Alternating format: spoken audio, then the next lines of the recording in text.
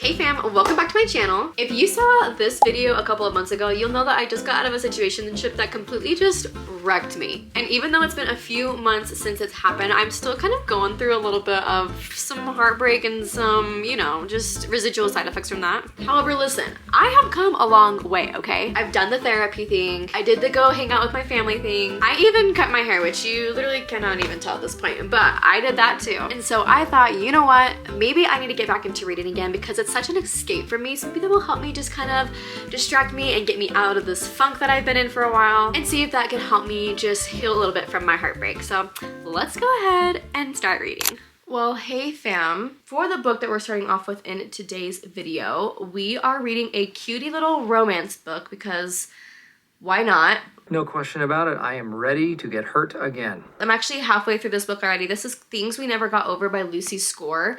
I have seen this series a lot on Pinterest and on Book Talk and Bookstagram, and I've never just really honestly, I've seen pictures of it, but I've never actually really heard anything about it or if it's actually good or not. A lot of people seem to really like it. It was available for me right away at my library, which isn't a red flag, but it just means that there weren't any, like nobody else was trying to get it. Anyway, it's a cute romance novel. It's actually quite big, like it's over at least this edition is over 500 pages.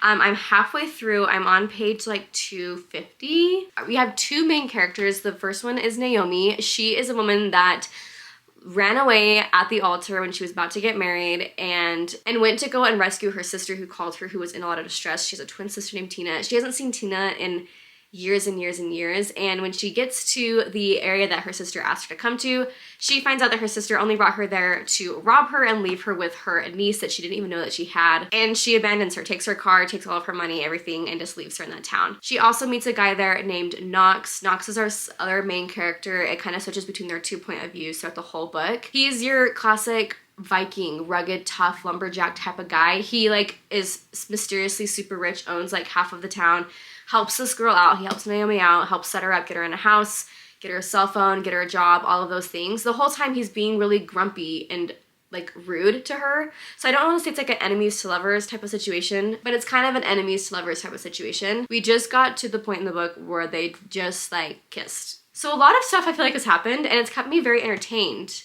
for the fact that it's a 550 page book. So I'm excited to keep reading it. I have been trying to distract myself because I've been so heartbroken over the last couple of months. I've been trying to keep myself as busy as I possibly can. And now that like the sun is out a little bit longer every day, we're outside a little bit more, things are just kind of changing. And I kind of figured that maybe if I sit and go back into some of my old hobbies, including reading, that things might get a little bit better. Hence this video. So we'll go ahead and continue to sit down and read this. I really have enjoyed reading it. It's been fun to read. It just makes me a little sad sometimes because I'm like, I want that heart, I want the love. But that's okay, it's okay. We'll go ahead and read this book and I'll let you guys know what we think about it.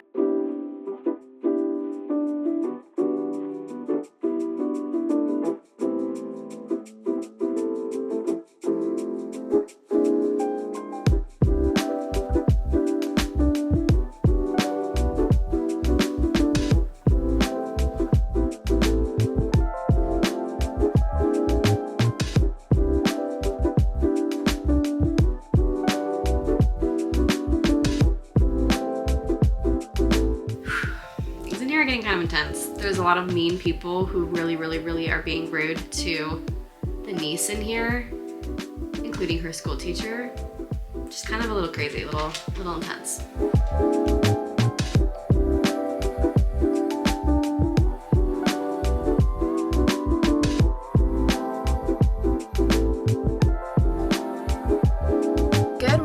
I am here actually sitting at the train station waiting for my train to come to go to work. Unfortunately, I'm still not done with this book because I've just been so freaking busy. However, as you can see, I have just a little bit left. I'm definitely going to be finishing this today, most likely on the train ride in. So we're going to sit in my car. It's 23 degrees outside, so I'm just going to wait until the train's like 2 minutes away, which will be in like 5 minutes. And we're just going to read as much as we can. Almost done.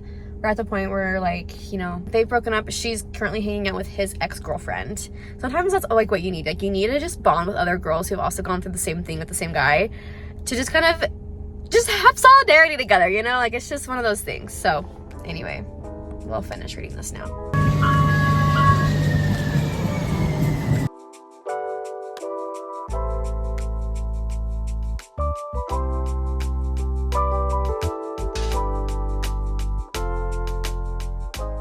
Hi. Today is actually Valentine's Day. We got the Valentine's sweater on. So fun.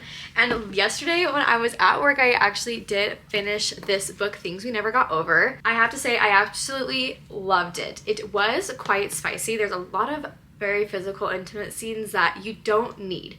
Like, they have nothing to do with the plot. They don't need to happen. But regardless of that, everything else was so good. I absolutely love the storyline that you have of Knox and Naomi. Ended in a really cute way. I was really happy to read it, and I do like reading romance stuff, even though right now my heart's kind of still very fragile and very sensitive. This was one that I could get on board reading. I really liked it, and I felt like it was just kind of fun, very different from some of the other books that I've read. Then I picked up this book. I started reading. I'm only like 40 pages into it. This is The Ministry of Time by Kalyan Bradley. Kalyan Bradley. I decided to pick this book up because of Haley Pham. I saw that she had read it. She had also recommended it in like her 2024 like best books of 2024 video.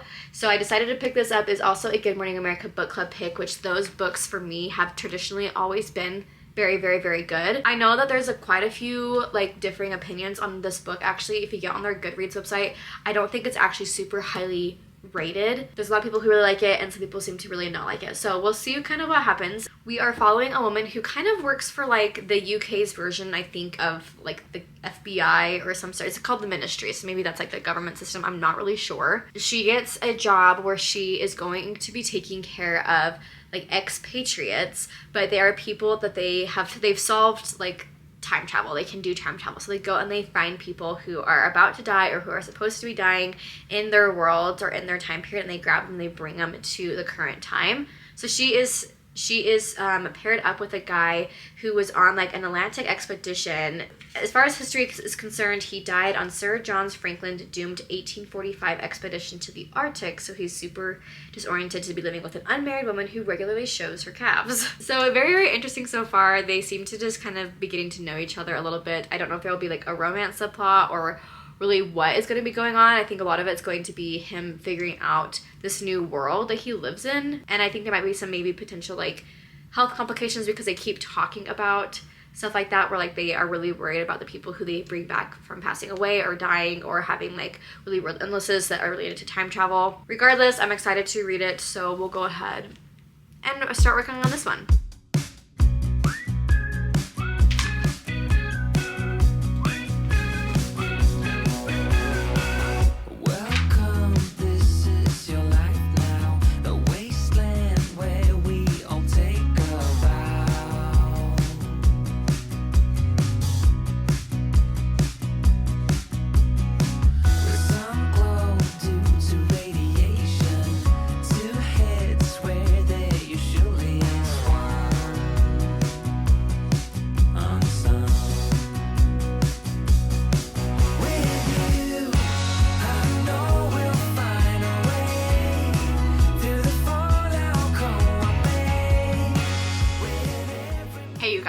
I am 183 pages into The Ministry of Time, and I feel like just now starting to get really interesting. We're literally a little over halfway there. It's like 320 pages, so pretty much halfway through this book. Right now, I kind of feel like the first little bit is like you are really just kind of getting to know these characters. These characters are from a different time period, and you start to see little glimpses throughout of like something's up with the ministry. The ministry itself is starting to seem a little suspicious. People are disappearing. Things are kind of really weird in here. And she starts to even like the woman who's like writing, like I think we're reading her journal. So she's really starting to question a lot of things, which is very interesting. And the fact that we get to see all of those questionings come to life. I'm excited about it. I'm really starting to fall in love with some of these characters as well, and I think she is also falling in love with her guy that she has been in charge, like she's been tasked to take care of. She says in here, I was obsessed with him. I see that now. I was doing my job, and I loved my job. Do you understand what I mean? And her job was to take care of this guy. So I think she was in love with him. I'm excited to see where else this takes us, especially since it's finally now getting really good. So we'll keep on going.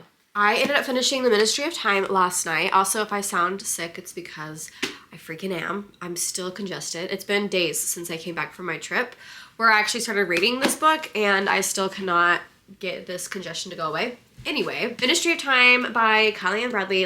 Let's talk about it for a second. The last like 50 pages I got really into. Like I was hooked in the end because I was trying to figure out what the heck was going on. You start to realize that basically I feel like the whole like first 300 pages was like fluff almost in my mind. Like it was just a bunch of stuff that, like, it told an interesting story, but I was like, what's the point of this?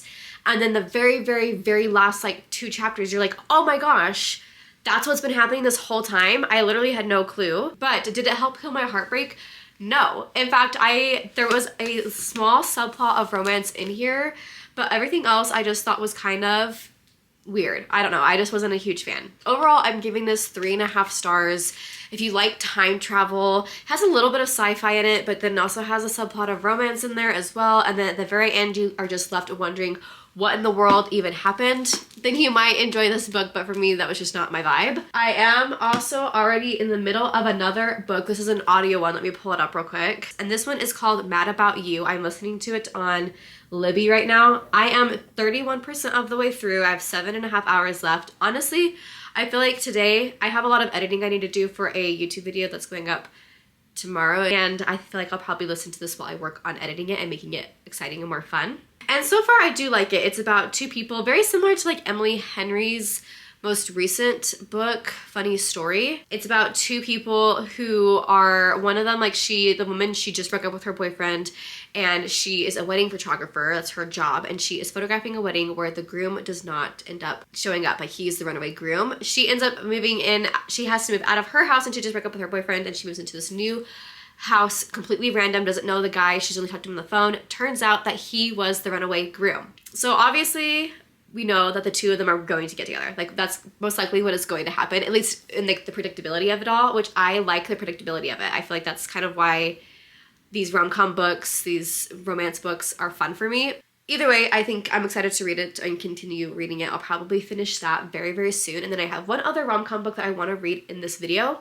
This is called The Rom-Commers by Catherine Center. Catherine Center is one of my absolute favorite romance authors, one of my favorite authors in general. She just writes really fun romance stories that are, not only are they clean, so you don't have to worry about any like spicy scenes or anything like that. You could give this to your grandma or your mom and they wouldn't like, you wouldn't have to feel embarrassed about giving this to them. But the stories that she writes and the dialogue and the interaction between the people are just so much fun. So I picked this one up from the library. Honestly, I haven't even read the first page yet. I read the first line and I was like, oh my gosh, already I'm in love. So we'll probably finish my audiobook first. That's what we have to look forward to. Is it healing my heartbreak? Not really. But I have to say, I went on like well, I didn't go on a date last night, but I'm going on a date next week. And the guy was like, hey, like, can I just call you? Because we don't know each other. We met on a dating app. He was like, let me just call you and just like, let's just like chat so we can kind of break the ice a little bit and like get to know each other a little bit before we go on this date. So that was actually a lot of fun. I'm looking forward to that next week. Who knows what will happen, honestly. When it rains, it pours, though. Like, now that I have had one guy who was like, hey, let's go on a date, I have like a bunch of other people who are like, hey, let's go out, let's go out, let's go out, let's go out. And I'm like, I don't know if I want to yet. I know I'm like all sad and heartbroken, but like, come on.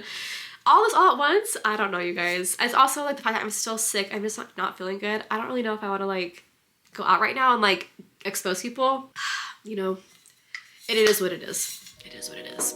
Let's get reading.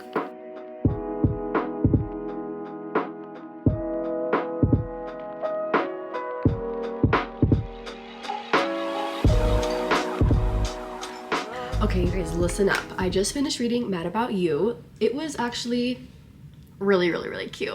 I was a little concerned when we first started reading it because I kind of was like, okay, this is going to be very cheesy, very predictable, which is kind of what I was looking for sometimes in these romantic books. Like, you're like, you just kind of know what's going to happen and you love it.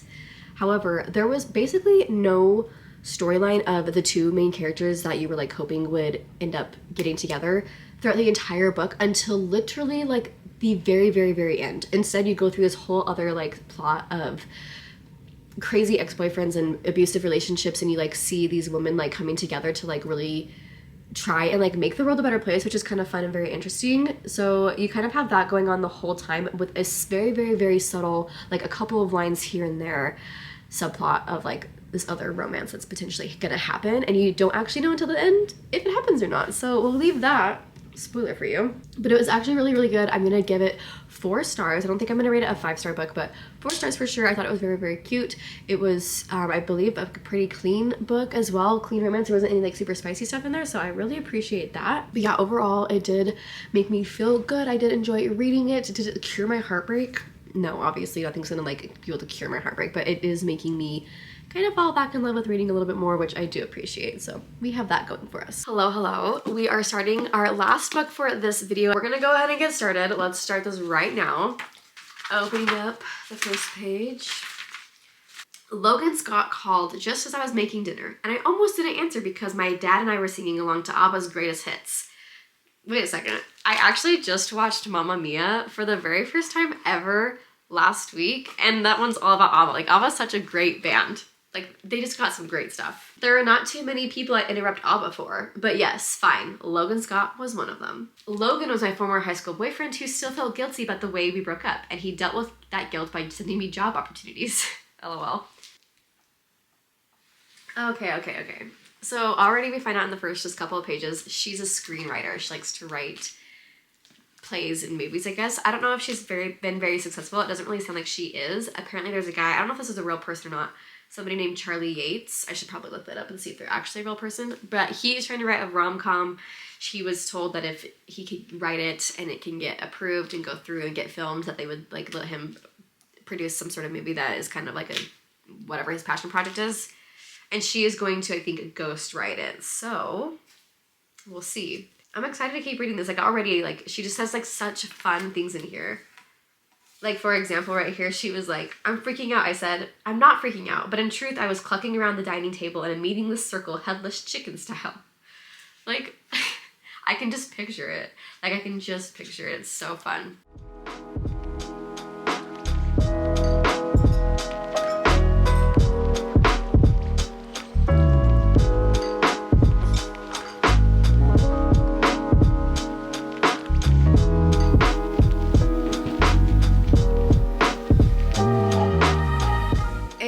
Currently almost, oh gosh dang it, it's almost midnight. It is 11:48 p.m. I just got back actually from a date. I got back like an hour ago, but yeah, it was really good actually. So that kind of helped boost my mood a little bit, but I am so close to finishing this book. I'm on page 410 out of 510 pages. This is like the large print version, so that's why it's so big. Usually it's not gonna be this big of a book, and it's so nice because I can just like I cruise these pages so fast because it is large print.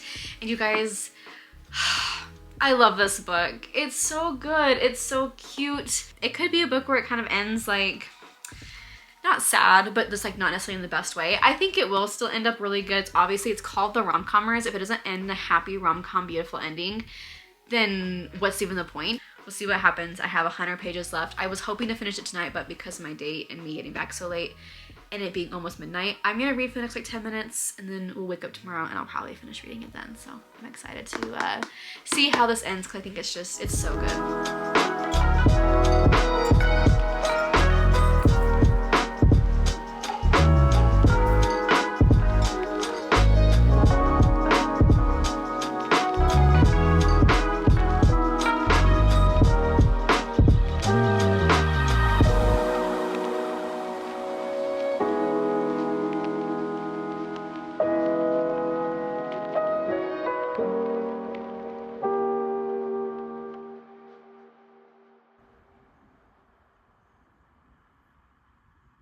Okay, you guys, I just finished The Rom-Commers by Catherine Center.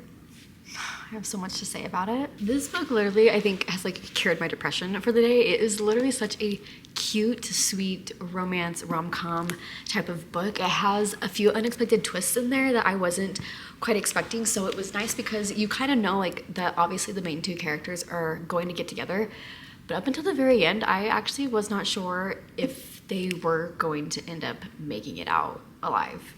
A lot of kind of crazy twists in here. I don't want to spoil it for anyone, so I'm going to try to keep it extremely vague, but I really loved how I just love how she writes these books. They're super intriguing. They really do keep me hooked. Like I'm constantly wanting to keep reading because I want to know what happens and I want to make sure that like what I hope happens ends up happening in the book.